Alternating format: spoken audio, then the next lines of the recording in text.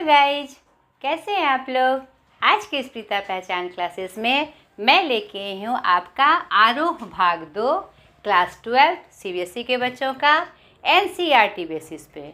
आज हम काव्य खंड में देखेंगे पाठ 5 गजानन माधव मुक्तिबोध की कविता, जो कि आपकी पाठ में एक कविता संकलित है। इनकी सहर्ष स्वीकार है, जो कहाँ से संकलित है, भूरी भूरी खाक धूल कविता संग्रह से। ठीक है, तो इस क्लास में हम जानेंगे हमारे माधव जी का परिचय यानी कवि परिचय, उसके बाद कविता परिचय और उसकी व्याख्या भी हम देखेंगे, और अंत में प्रश्न अभ्यास। ठीक है, तो चलिए हम चलते हैं आपके परिचय की तरफ, यानी माधव जी का परिचय की तरफ। इनका पूरा नाम, इनको माधव जी के नाम से भी जाना जाता है, मुक्तिबोध के नाम से भी जाना जाता है। इनका पूरा नाम क्या है, गजानन माधव मुक्तिबोध।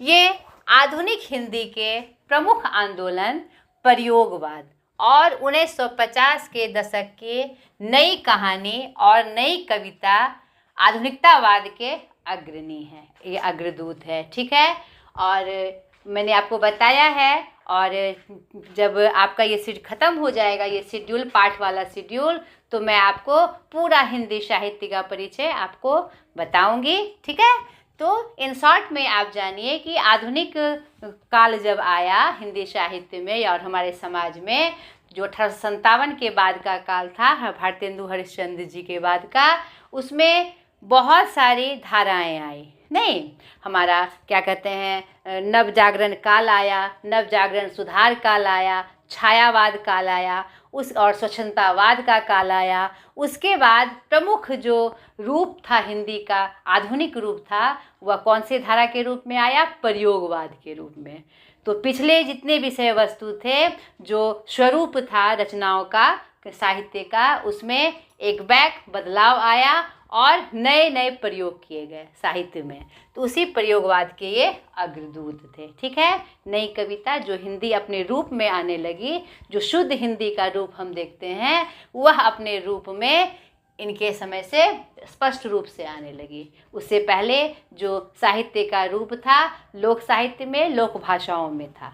ठीक है, ये इनका एक और परिचय, ये प्रथम तार सप्तक कवियों में एक थे। तार सप्तक कवि क्या होते हैं, यह प्रयोगवाद के जो जनक थे हमारे अज्ञे जी, हीरानंद वात्स्यायन अज्ञे जी, उन्होंने प्रयोगवाद के कवियों का, प्रमुख कवियों का, 7 कवियों का की एक श्रृंखला बनाई थी। नहीं, तो ये प्रथम तार सप्तक, उसी कवि की श्रृंखला को क्या कहा गया, तार सप्तक। प्रथम, द्वितीय और तृतीय, तो ये प्रथम तार सप्तक कवियों में एक थे, उनमें शामिल थे। तो इनकी जो महत्ता है इसी बात से पता चलती है कि ये प्रयोगवाद के प्रमुख कवि थे। इनका जन्म 13 नवंबर सन 1917 श्योपुर मध्य प्रांत उस समय था, जो वर्तमान चंबल ग्वालियर में है, मध्य प्रदेश। ठीक है, इनके पिता माधव राव जी थे। ये जो माधव नाम मिला है उन्हें पिता से ही प्राप्त हुआ है, और ये मराठी हैं, जो निर्भीक एवं दबंग पुलिस अधिकारी थे।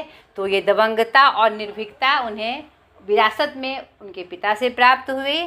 और उनकी माता जो थी पार्वती मुक्तिबोध, वह एक समृद्ध परिवार की धार्मिक, स्वाभिमानी और भावुक महिला थी। तो यह गुण भी, धार्मिकता का गुण और स्वाभिमान का गुण और भावुकता का गुण भी उन्हें विरासत में अपनी माँ से प्राप्त हुआ। इनकी पत्नी शांता जी थी। इनका जो पेशा था, 20वीं सदी के प्रमुख हिंदी कवि के रूप में ये जाने जाते थे, निबंधकार, साहित्यिक एवं राजनीतिक आलोचक। ये यहाँ पर मैं थोड़ा सा आपको फोकस कर दूँ कि साहित्यिक और राजनीतिक आलोचक ये क्या होता है, तो आप थोड़ा शब्द से पहचान भी रहे होंगे। और एक बात मैं बेटा आपको इशारा कर दूँ कि कोई भी शब्द आपके सामने आए तो आप उसको उस शब्द से डरना नहीं है, उसको तोड़ कर समझना है कि आखिर इसका क्या मतलब है। अगर ये आप अपने जीवन में ये हैबिट बना लीजिएगा तो विषय वस्तु को समझने में आपको दिक्कत नहीं आएगी, क्योंकि आप 9, 10, 11, 12 के लेवल के बच्चे हैं, तो आपको इन शब्दों से, जो ये सब विशेष शब्द हैं, इससे सामना आपका ज़रूर पड़ता है। तो थोड़ा सा अगर हम ध्यान दें और उसको तोड़ें तो हमें वह जो बात है, वह जो विषय वस्तु है, समझ में आती है। साहित्यिक एवं राजनीतिक आलोचक, आलोचक का शाब्दिक अर्थ हम लगाए तो आलोचना करने वाला। नहीं, इसको साधारण अर्थ में यह नहीं समझना है कि किसी काव्य की या साहित्य की वह आलोचना करते थे, यानी गलत बताते थे। नहीं, आलोचक का मतलब होता है, आप सही रूप से जान लीजिए, आलोचक का मतलब होता है जो कोई भी साहित्य है, नहीं उसमें अपनी जो दर्शन है, अपना जो उनका वक्तव्य है, अपना जो भाव है, उसको बताना। यानी कोई भी साहित्यिक चाहे रचना हो, चाहे वह कहानी के रूप में, निबंध के रूप में, चाहे किसी भी रूप में, उसमें उस विषय वस्तु को और मतलब कि बृहद रूप से उसकी विवेचना करना और अपने कुछ पॉइंट देकर उसमें जोड़ना। ठीक है, आलोचना का मतलब ये नहीं होता है कि गलत साबित करना। और राजनीतिक उसमें भी थे, ये राजनीतिक आलोचक भी थे। तो राजनीति में जो विषय वस्तु हमारे प्रशासन के रूप में या और भी देश चलाने के रूप में या और भी जो राजनीतिक बातें होती है, उसके व्यवस्था और संचालन में भी ये आलोचक के रूप में उन्होंने काम किया और एक सही निर्देश और बातें उन्होंने राजनीति में चलाई। ठीक है, और ये कुशल राजनीतिक आलोचक थे। उनकी बातों को बहुत महत्व दिया जाता था और कोई भी जो बातें होती थी एकदम सटीक होती थी। ठीक है, और साथ ही साथ ये कथा लेखक भी थे और पत्रकार भी थे। इन्होंने पत्रकारिता के दौर में भी बहुत सारे काम किए। ठीक है, इनकी प्रमुख रचनाओं में चांद का मुख टेढ़ा है, भूरी भूरी खाक धूल, जो कि उनकी कविता संग्रह है और इसी से यह कविता ली गई है। ठीक है, सहर्ष स्वीकार है। उसके अलावे काठ का सपना, सतह से उठता आदमी, जो कि क्या है, कथा साहित्य है। कामायनी एक पुनर्विचार, जो कि आलोचना के रूप में उन्होंने लिखी है। नई कविता का आत्मसंघर्ष, जो कि आलोचना के रूप में है। भारत, इतिहास और संस्कृति आदि, यह भी विवेचना और आलोचनात्मक इनका लेखन है। ठीक है, तो यह इनकी प्रमुख रचनाएं थी। इनका निधन 11 सितंबर सन 1964 नई दिल्ली में हो गया। तो ये प्रयोगवाद के एक प्रमुख कवि थे। इनका पूरा परिचय मैंने आपको दिया। अब चलिए उनकी कविता की तरफ, जो कि सहर्ष स्वीकार है। नहीं, जो हम देखें इस पंक्ति के माध्यम से वह क्या संदेश या क्या विषय वस्तु हमारे पाठ में लेकर आए हैं, जो हमारे पाठ में संदर्भित है। तो चलिए कविता की तरफ आइए। अब कविता की पंक्तियों के माध्यम से हम मुक्तिबोध जी की यह जो कविता है, एक प्रमुख कविता सहर्ष स्वीकार है, जो उनके भूरी भूरी खाक धूल के काव्य संकलन से संकलित है। तो हम देखें पंक्ति के माध्यम से कि उन्हें क्या सहर्ष स्वीकार है। नहीं, इनके परिचय में हमने पूरा जाना। यह जो कविता है, यह एक लंबी कविता है। मुक्तिबोध की जितनी भी कविताएं हैं, सामान्यतः वह बहुत लंबी होती है। यही उनका काव्य लेखन का एक विशेष गुण है, विशेष शैली है। उन्होंने जो भी अपेक्षाकृत छोटे आकार की कविताएं लिखी है, उनमें से एक है सहर्ष स्वीकार है। यानी यह जो कविता आपके सामने आपके पाठ्य पुस्तक में है, यह अपेक्षाकृत थोड़ी छोटी है। ठीक है, यहाँ पर सहर्ष स्वीकार का मतलब है स्वीकारना और होता है, और सहर्ष स्वीकारना अलग बात है। सहर्ष स्वीकारने का क्या तात्पर्य है? खुशी खुशी स्वीकार करना। तो यह जो कविता है, जीवन के सब दुख सुख, संघर्ष, अपराध, अवसाद, उठा पटक, यानी जो भी रूप जीवन का उनके सामना आया, उन्होंने सम्यक भाव से, यानी एकदम सामान्य भाव से उसे स्वीकार किया, अपने में अंगीकार किया।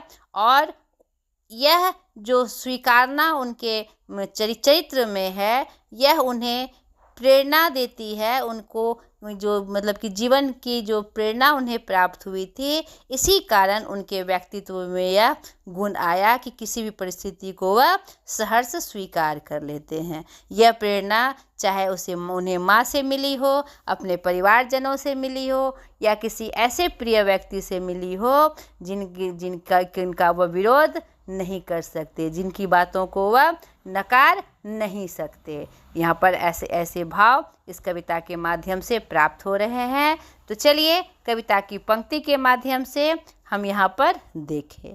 नहीं, यहाँ पर प्रश्न यह भी उठता है कि वह है कौन, यानी जो उनको ये जो प्रेरित कर रहा है वह कौन है। तो यहाँ पर मैंने स्पष्ट किया, वह माँ भी हो सकती है, कोई प्रिया भी हो सकती है, या जीवन दर्शन में जो भी उनके सम्मुख ऐसा कोई व्यक्ति या ईश्वर ही हो, वह ईश्वर भी हो सकते हैं, जिन्होंने हर तरह से हर चीज़ को स्वीकारना, उन्हें सहर्ष स्वीकार करने का जो निर्मल गुण है, बुद्धि है, उन्हें दी। ठीक है, तो देखिए अब कविता की पंक्तियों के माध्यम से सहर्ष स्वीकारा है, सहर्ष स्वीकार नहीं, स्वीकारा है, नहीं, जिंदगी में जो कुछ है, जो भी है, सहर्ष स्वीकारा है। मैं बार बार सहर्ष स्वीकार है बोल रही थी, लेकिन ये जो शीर्षक है सहर्ष स्वीकारा है। ठीक है, तो इस बात का ध्यान रखना है आपको। जिंदगी में जो कुछ है, जो भी है, सहर्ष स्वीकारा है। पंक्तियों में बता रहे हैं कि मेरे जीवन में जो कुछ भी है, जो भी हुआ, उसे मैंने हंसते हंसते खुशी खुशी स्वीकार किया, इसलिए कि जो कुछ भी मेरा है वह तुम्हें प्यारा है। इसलिए मैंने खुशी खुशी स्वीकार कर लिया, क्योंकि यह जो भी कुछ मेरा है, चाहे वह सुख हो, दुख हो, चाहे जो भी स्थिति हो, उससे तुम्हें प्यार है, वह तुम्हें प्यारा है, इसीलिए मैंने उसे हंसते हंसते स्वीकार कर लिया। गर्बीली गरीबी ये गंभीर अनुभव, सब यह विचार वैभव, सब दृढ़ता यह भीतर की सरिता, यह अभिनव, सब मौलिक है, इसलिए कि पल पल में जो कुछ भी जागृत है, अपलक है, संवेदन तुम्हारा है। यहाँ पर पंक्ति में वह स्पष्ट बता रहे हैं, चाहे वह गरीबी ही क्यों ना हो, उसे भी मैंने गर्व से स्वीकार की। ये जो मेरी गरीबी है वह भी गर्वीली है, और ये जो गंभीर अनुभव मुझे ज़िंदगी से प्राप्त हुए, और यह सब जो विचार का वैभव है, जो खजाना मुझे प्राप्त हुआ है, वह सब, यह जो दृढ़ता मेरे अंदर आई है, और भीतर जो सरिता नदी बह रही है, यह जो अभिनव, जो नया ज्ञान है, ये जो मौलिकता है, और यह मौलिक इसलिए है क्योंकि पल पल में जो कुछ भी मेरे अंदर जागृत होता है और पलक है, वह सब चीज़ क्या है, वह तुम्हारी संवेदना से जुड़ा हुआ है, उसमें सब में तुम्हारी संवेदना जागृत है, इसीलिए मैंने खुशी खुशी सब कुछ स्वीकार किया। हर तरह से मैंने खुशी खुशी सहर्ष जिंदगी का सब कुछ मैंने स्वीकार किया। आगे की पंक्तियाँ देखिए। जाने क्या रिश्ता है, जाने क्या नाता है, जितना भी उड़ेलता हूँ भर भर फिर आता है। ये कैसा रिश्ता है और जाने यह कैसा नाता है कि मैं उसे कितना भी निकालता हूँ, कितना भी बाहर निकालता हूँ, वह रिश्ता हमारे सामने भर भर के सामने आ जाता है। यानी अटूट है ये, कितना भी मैं तुम्हारी यादों को निकालूं, तुम्हारी बातों को निकालूं, यह फिर भर भर कर मेरे अंदर समाहित हो जाता है, और यह कभी खाली नहीं होता है। दिल में क्या झरना है, मीठे पानी का सोता है, भीतर वह ऊपर तुम, मुस्कुराता चांद ज्यों धरती पर रात भर, मुझ पर त्यों तुम्हारा ही खिलता वह चेहरा है। और यह जो मेरा दिल है वह झरना है, नहीं, और यह क्या है, मीठे पानी का सोता है, क्योंकि मैंने कभी भी अवसाद को, दुख को अपने अंदर घिरने नहीं दिया, और मैंने हमेशा से चाहे मन में कैसे भी रूप आए, ज़िंदगी ने कैसा भी रूप दिखाया, मैंने एक सहर्ष झरने के रूप में उसे स्वीकार किया। मेरे अंदर जो है वह क्या है? पानी का एकदम मीठे पानी का जो स्रोत है। कहीं से भी मेरे अंदर कष्ट या दुख या क्षोभ नहीं है, क्योंकि तुमने जो मुझे प्रेरणा दी वह हर तरह से आज भी मेरे साथ है, मेरे भीतर है। नहीं, भीतर, और यह मेरे भीतर है और ऊपर कौन है? तुम हो। यानी तुम्हारी प्रेरणा मुझे बार बार मार्गदर्शन कराती है कि हर परिस्थिति में मुझे कैसे रहना है, एकदम सरल रहना है, एकदम शांत रहना है।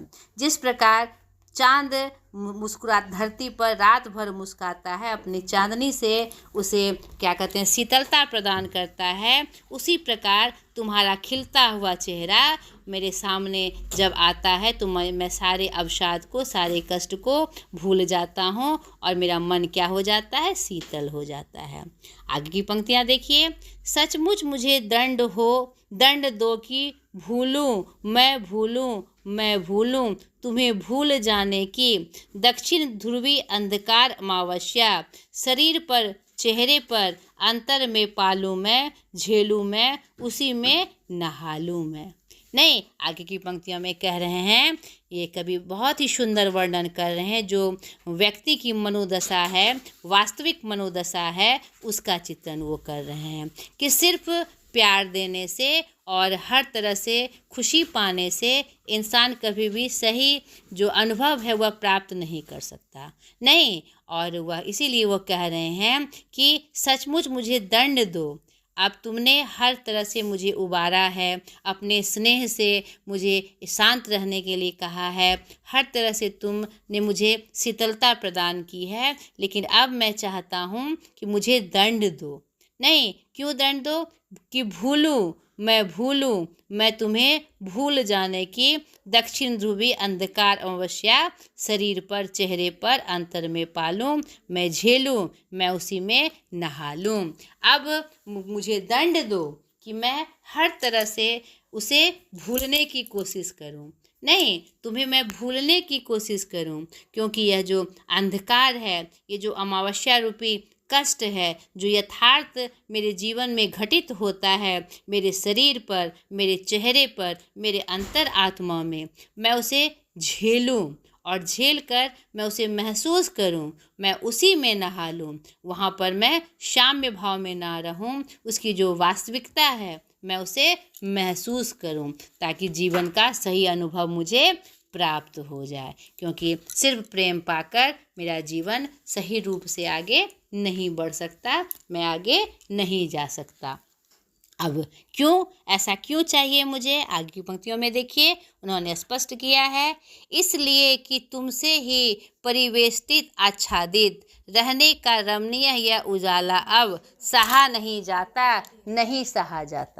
यानी कि तुमने जो सीख मुझे दी, तुमने जो प्रेरणा मुझे दी, उस आच्छादित रूप को, अब उस रमणीय उजाला को अब मैं नहीं सह सकता।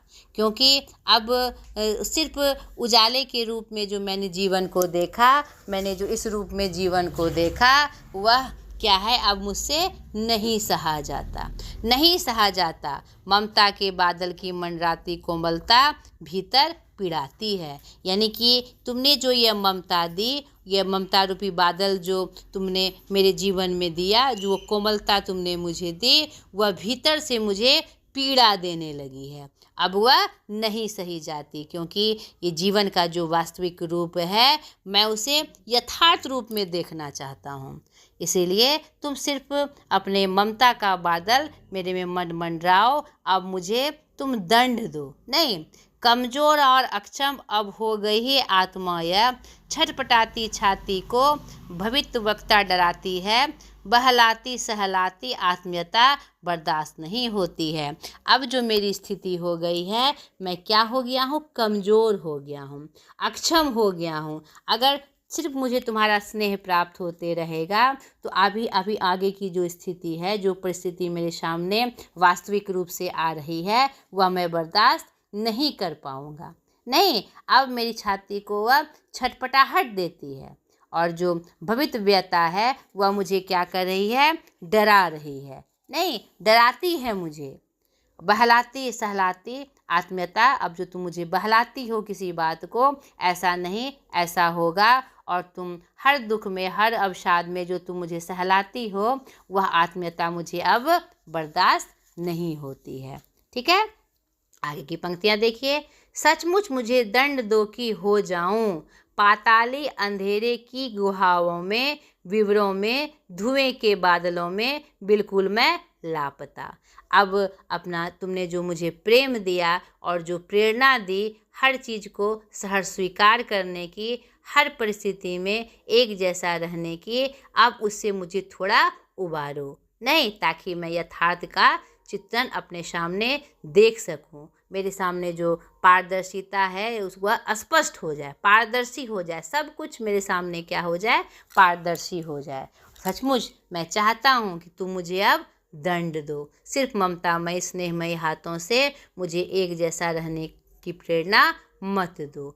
ऐसा दंड दो मुझे कि मैं चाहे पाताल का अंधेरा, चाहे कितना भी कष्ट मुझे आ जाए, मैं मतलब धुएं के बादलों में बिल्कुल मैं लापता हो जाऊं। नहीं, बादल बनकर, धुआं बनकर मैं उसमें लापता हो जाऊं और उस अंधेरे में मैं खुद को ढूंढूं। तुमने जो प्रेम का स्नेह का लेप मुझे दिया है और हर दुख में भी मुझे सहर्ष हंसते हंसते हर चीज़ को सहने की जो तुमने प्रेरणा दी है और हर दुख में जो तुमने मुझे सहलाया है, दुलारा है, अब मुझे खुद को उस अग्नि में, उस दुखमय अंधकार में जलने का रास्ता दिखा दो। अब मैं उसे सह सकूं, उस तपिश को सह सकूं, मुझे ऐसा बना दो, मुझे दंड दो, हमेशा प्यार से मुझे मत सहलाओ, मुझे यथार्थ का चित्रण करने दो, जीवन रूपी यथार्थ का चित्रण करने दो, ताकि मैं आने वाली पीढ़ी को, आने वाले समय को यह बता सकूं कि जीवन का स्वरूप कैसा होता है। नहीं, यहाँ पर बहुत ही सुंदर संदेश कवि अपनी कविता के माध्यम से दे रहे हैं।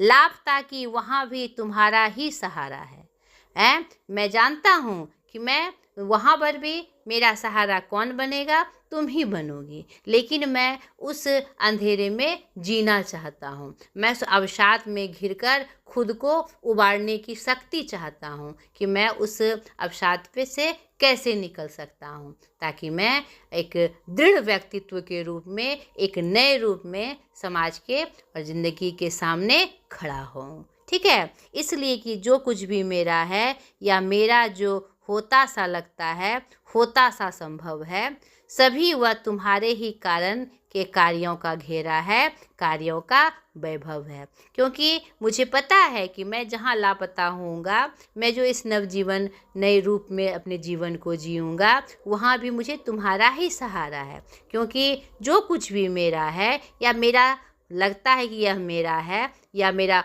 होना संभव है, सभी वह तुम्हारे ही कारण है, तुम्हारे ही कार्य के घेरे के कारण यह संभव हो पाया है, संभव होगा, और तुम्हारे ही कार्यों का वैभव खजाना वहाँ भी है।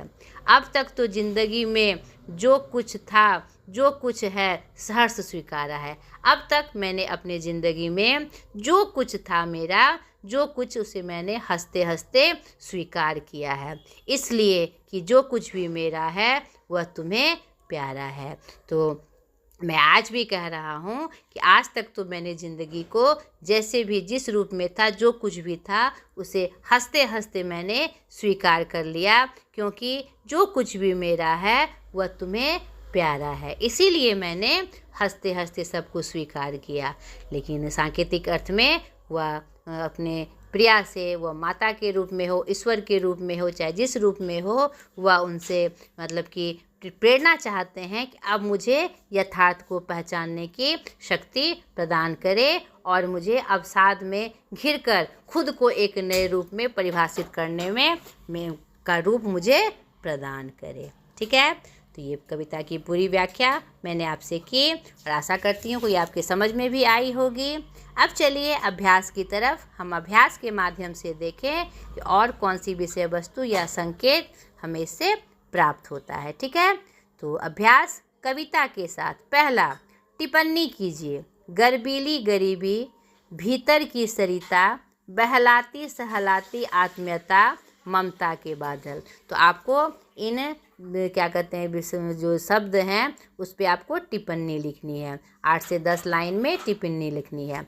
तो यह मैंने व्याख्या में इन शब्दों की व्याख्या की है। गर्वीली गरीबी यानी गरीबी जो है जिस रूप में आई है हमने उसका क्या कहते हैं उसका विरोध नहीं किया, एक गर्व के साथ हमने उसको स्वीकारा। गर्वीली गरीबी यही होती है। भीतर की सरिता यानी अंदर जो क्या कहते हैं ज्ञान के रूप में जो नदी बहती है या जो भी भाव उमड़ते हैं उसका वर्णन किया गया है। बहलाती सहलाती आत्मीयता यानी अपने प्रिया से, माता से या स्वजनों से या ईश्वर से जो आत्मीयता बहलाने वाली सहलाने वाली प्राप्त होती है हमें, उसके बारे में आपको टिप्पणी लिखनी है। ममता के बादल यानी हर तरह से हर चीज़ में जो ममतामयी रूप हमारे सामने एक बादल के रूप में घिरे रहते हैं उस पर आपको टिप्पणी लिखनी है। ठीक है। दूसरा, इस कविता में और भी टिप्पणी योग्य पद प्रयोग हैं। ऐसे किसी एक प्रसंग का अपनी ओर से उल्लेख कर उस पर टिप्पणी करें। तो यहाँ पर जैसे गर्वीली गरीबी, भीतर की सरिता, ये जो शब्द हैं उसी तरह और भी टिप्पणी योग बहुत सारे पद का प्रयोग हुआ है। नहीं तो उसमें से आपको 1-2 पद छांट कर उसके बारे में अपना जो मनोभाव है उसको लिखना है। जैसे मुस्कुराता चांद, नहीं जैसे मुस्काता चांद उस पर भी आप लिख सकते हैं। छटपटाती छाती इस पर भी आप लिख सकते हैं। और क्या कहते हैं और भी बहुत सारे शब्द हैं टिप्पणी वाले शब्द। पाताली अंधेरा क्या होता है, नहीं इन सब शब्दों का कोई एक शब्द चुनकर टिप्पणी वाले शब्द चुनकर टिप्पणी वाले पद प्रयोग कर आपको उसके बारे में अपने भाव लिखने हैं। ठीक है। मैंने व्याख्या में शब्द के बारे में आपको बता दिया, सारे शब्दों की मैंने स्पष्ट व्याख्या की। ठीक है। तीसरा प्रश्न, व्याख्या कीजिए। जाने क्या रिश्ता जाने क्या नाता, जितना भी उड़ेलता हूँ भर भर फिर आता है। दिल में क्या झरना है मीठे पानी का सोता है। भीतर वह ऊपर तुम, मुस्काता चांद ज्यों धरती पर रात भर। मुझ पर त्यों तुम्हारा ही खिलता वह चेहरा है। तो व्याख्या करें, आशय कर स्पष्ट करें, अर्थ स्पष्ट करें, भाव स्पष्ट करें। इस तरह की पंक्तियों वाले जब प्रश्न हमारे सामने आते हैं तो हम क्या करते हैं, पहले हम पाठ का परिचय देते हैं, फिर कवि का परिचय देते हैं, उसके बाद कविता के मुख्य भाव को बताते हुए संदर्भित पंक्ति का अर्थ बताते हैं। नीचे और भी उपयुक्त पंक्तियों की व्याख्या करते हुए यह बताइए, यहाँ चांद की तरह आत्मा पर झुका चेहरा भूल कर अंधकार अमावस्या में नहाने की बात क्यों की गई है। नहीं तो यहाँ पर अच्छा ये क्या कहते हैं दूसरा प्रश्न है। यहाँ पर पहले इसकी व्याख्या करेंगे हम। प्रस्तुत पंक्ति हमारे पाठ्य पुस्तक किससे ली गई है, हमारे सहर्ष स्वीकार कविता से ली गई है, जो माधव मुक्ति बोध जी की एक प्रमुख कविता है।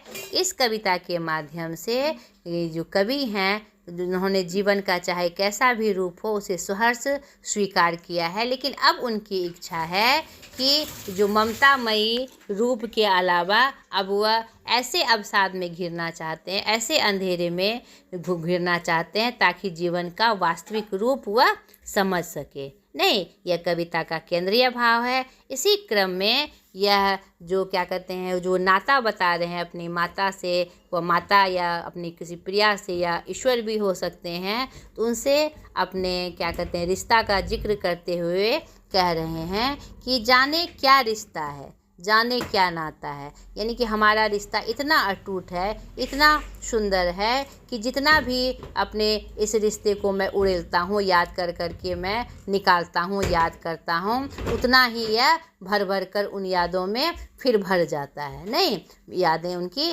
ख़त्म नहीं होती, रिश्ता का जो अपनापन है वह ख़त्म नहीं होता है। दिल में क्या झरना है, यानी उस रिश्तों की जो आत्मीयता है, जो स्नेहता है, दिल में झरने की तरह बह रही है। मीठे पानी का क्या है, स्रोत उसके अंदर बह रहा है। भीतर वह है और ऊपर तुम हो, यानी जिससे उसे प्रेरणा प्राप्त हो रही है उसके बारे में कह रहे हैं। ऐसा प्रतीत होता है जिस प्रकार मुस्कुराता चांद धरती पर रात भर फैलकर उसे शीतलता प्रदान करता है, उसी प्रकार उस प्रिया से मुझ पर तुम्हारा जो खिलता चेहरा है वह मुझे प्रेरणा देता है। ठीक है, उपयुक्त पंक्तियों की व्याख्या करते हुए बताइए, यहाँ चांद की तरह आत्मा पर झुककर चेहरा भूल कर अंधकार अमावस्या में नहाने की बात क्यों की गई है। यहाँ पर हमने जब पंक्ति देखी थी, इस पंक्ति के बाद हमने क्या देखा था कि यह जो क्या कहते हैं चांद है, वह चांद की तरह आत्मा पर जो झुका चेहरा है वह क्या चाहता है, अंधकार अमावस्या में नहाने की बात करता है। वह इसलिए ऐसा बात करता है ताकि उसे यथार्थ रूप का चित्रण उसके सामने हो सके, जिंदगी का जो वास्तविक रूप है वह उसके सामने आ सके, उसे वह महसूस कर सके कि उसका दर्द या उसका जो कष्ट है किस प्रकार से महसूस होता है, क्योंकि आज तक उसने जो भी ज़िंदगी से प्राप्त हुआ उसे सहर्ष स्वीकार किया और अपने प्रिया की प्रेरणा से उसे उसने साधारण अर्थ में खुशी खुशी रूप में लिया। लेकिन अब वह चाहता है कि वह वास्तविक अर्थ में उसे ना सहलाए, उसे ममता रूपी आवरण ना दे, स्नेह का आवरण ना दे, वह वास्तविक रूप से उस अंधकार को, उस अमावस्या, उस कष्ट को महसूस कर सके। नहीं, चौथा प्रश्न है, तुम्हें भूल जाने की दक्षिण ध्रुवी अंधकार अमावस्या शरीर पर, चेहरे पर, अंतर में पालूं मैं, झेलूं मैं, उसी में नहा लूं मैं, इसलिए कि तुमसे ही परिवेष्टित आच्छादित रहने का रमणीय यह उजाला अब सहा नहीं जाता। तो प्रस्तुत पंक्ति हमारे पाठ्य पुस्तक माधव बोध के सहर्ष स्वीकारा है कविता से ली गई है, जिसमें कवि क्या कहते हैं अपने प्रिया से, अपने माता से या ईश्वर से वह प्रार्थना करते नजर आते हैं कि अब मैं चाहता हूँ कि तुम्हारे जो ममतामयी रूप है, जो क्या कहते हैं स्नेहमयी रूप है, मैं उसे भूल जाऊं, और जो दक्षिणी ध्रुवी यानी अंधकार अमावस्या यानी जो दुख है, जो अवसाद हैं, जीवन के जो क्या कहते हैं उल्टे स्वरूप वाले रूप हैं, मैं उसमें रमकर शरीर पर, चेहरे पर, अपनी आत्मा में उसे झेलूं, और ताकि वास्तविक रूप, जीवन का जो वास्तविक रूप है वह मेरे सामने दिखे, मैं उसे महसूस करना चाहता हूँ, क्योंकि अब यह जो रमणीय उजाला है अब सहा नहीं जाता। मैं वास्तविक रूप से उस अवसाद को झेलना चाहता हूँ, जिंदगी के वास्तविक रूप को देखना चाहता हूँ। तो कौन नंबर, यहाँ अंधकार अमावस्या के लिए क्या विशेषण इस्तेमाल किया गया है और उसमें विशेष के अर्थ जुड़ता है। यहाँ पर अंधकार अमावस्या में क्या कहते हैं अंधकार के अमावस्या का रूप विशेषण शब्द है और विशेष क्या है अमावस्या।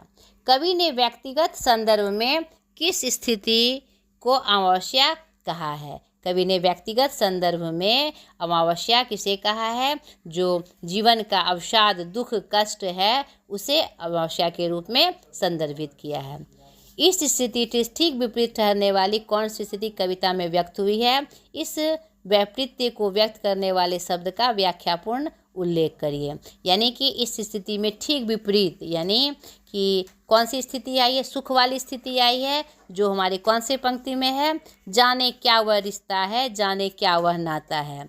तो इसके विपरीत यह परिस्थिति सामने आई है, उस पंक्ति को उतारकर उसकी व्याख्या आपको करनी है। ठीक है, घ नंबर, कवि अपने संबोध्य, जिसकी कविता संबोधित है, कविता का तुम को पूरी तरह भूल जाना चाहता है, इस बात को प्रभावी तरीके से व्यक्त करने के लिए क्या युक्ति अपनाई है। रेखांकित अंशों का ध्यान में रखकर उत्तर दे।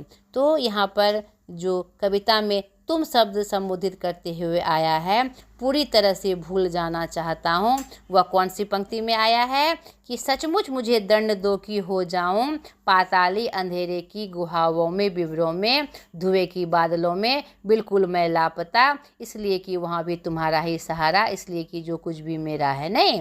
तो यहाँ पर इस पंक्ति में ये भाव व्यक्त हुए हैं। तो आपको मैंने पूरी व्याख्या बताई, तो उसका व्याख्या करते हुए, उसकी व्यंजना करते हुए आपको इसकी संदर्भित उत्तर तैयार करना है। ठीक है, इस रेखांकित अंश को ध्यान में रखकर उसी संदर्भ में आपको आंसर करना है। 5वां, बहलाती सहलाती आत्मीयता बर्दाश्त नहीं होती और कविता के शीर्षक सहर्ष स्वीकारा है में आप कैसे अंतर विरोध पाते हैं, चर्चा कीजिए। यहाँ पर बहलाती सहलाती आत्मीयता बर्दाश्त नहीं होती, यहाँ पर क्या कहते हैं, जो सांकेतिक अर्थ है सहर्ष स्वीकारा है कि विपरीत अर्थ में आई है। नहीं, यहाँ अंतर विरोध आप मतलब अंतर विरोध नहीं है इसमें किसी प्रकार का। इसने कवि ने शुरू में क्या कहते हैं, अपने जीवन में जैसे भी रूप आए, जिस भी रूप में जीवन आया, उन्होंने उसे हंसते हंसते स्वीकार किया है। लेकिन बाद की पंक्तियों में उन्होंने यह स्पष्ट किया है कि अब यह ममतामयी रूप, यह स्नेहिल रूप अब सहा नहीं जाता है। अब मैं चाहता हूँ कि जीवन को ये वास्तविक रूप को समझूं और उस अंधकार में, उस दुख में डूबकर रहकर मैं उसे महसूस कर सकूं।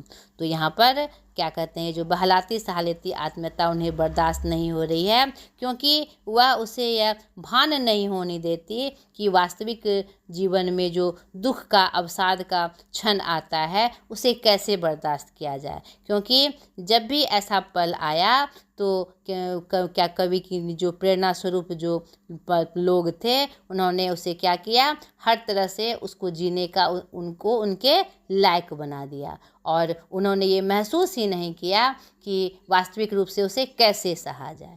ठीक है, तो इस तरह से आपको आंसर करना है।